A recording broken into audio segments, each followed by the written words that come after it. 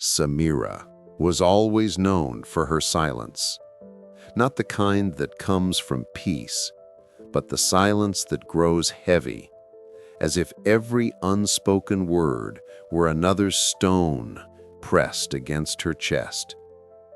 She lived in a small village at the foot of ancient hills, where the sunrise painted the sky in tones of saffron and pale pink. People believed Samira was simply a reserved young woman, but no one imagined the weight she carried alone. A year earlier, someone very close to her, someone she loved deeply, had wounded her with words and choices that left scars no one could see. Since then, Samira had learned to hide her pain behind distant eyes and restrained smiles. She did not hate that person, but she could not forgive them, and perhaps most painfully, she could not forgive herself. One morning, before the sun touched the clay rooftops of the village, Samira walked to an old fig tree growing beside an abandoned temple. The tree had deep roots and wide branches, like arms that welcomed those who sought refuge. She sat at its base and closed her eyes. A gentle wind moved through her long, dark hair, and for a moment the world stood still. It was then that an elderly man from the village, known as Ravi, approached quietly. He was a wise elder with a white beard and deep, thoughtful eyes, someone who never spoke without intention. "You've been coming here for many weeks," he said softly. "When the heart walks to the same place every day, it is searching for something it hasn't yet found." Samira didn't reply. Her eyes remained lowered, her hands clasped in her lap. Ravi sat down beside her with the patience of someone who has lived many lives. "Some believe forgiveness is a gift we give to others," he said. "But forgiveness is actually a key we unlock inside ourselves." Samira took a slow breath, as though fighting something she didn't want to release. "What if the wound is too deep?" she asked, in a quiet voice, almost a whisper. Ravi looked toward the horizon. "Then the forgiveness must be deep as well, not because the other deserves it, but because you deserve to rest." For days, his words echoed within her. Samira began writing letters she never intended to send, letters of farewell to the past, letters accepting what she could not change, letters of compassion toward herself. Each letter was one less stone on her heart.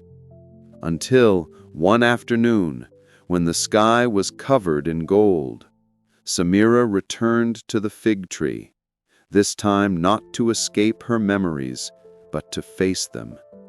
She sat in the same spot and closed her eyes, placing the letters inside a small wooden box, which she tucked into the tree's roots. She did not need to hand forgiveness to anyone. She only needed to release it within herself. When she opened her eyes, something had changed. The pain was still there, but it no longer stood alone. There was room to breathe. Later, Ravi passed by again. He said nothing, just smiled with his eyes, recognizing the beginning of healing in her silence. That day, Samira did not walk home as someone carrying a burden. She returned as someone finally learning to walk without invisible chains around her ankles. How many times do we carry wounds no one else can see? We hold on to pain as if it proves what we've suffered, as if letting go would mean erasing what happened. But forgiveness does not rewrite the past. It simply allows the present to breathe. Forgiving is not forgetting. It is not pretending that everything was fair. It is not minimizing the hurt. Forgiveness is choosing not to relive the same pain again and again. There is a kind of prison that no one can see, the one where we lock away our anger, our guilt, and our resentment. And the truth is, many times we are the ones holding the key. You don't have to wait for someone to apologize. You don't have to return to how things were. You don't have to justify what happened. But you must understand this: carrying a wound forever does not heal it. It only prolongs the damage. Forgiveness is courage. It is silent liberation. It is telling the past, "You happened, but you don't control me anymore." Maybe someone hurt you. Maybe you hurt yourself while trying to be strong. Maybe the mistake was yours or someone you loved. But forgiveness isn't about who caused the pain. It's about who still feels it. And here is a truth many never realize. Forgiving is not a favor you give to someone else. It is an embrace you give to your own soul. When you release what holds you back, peace finds its way in.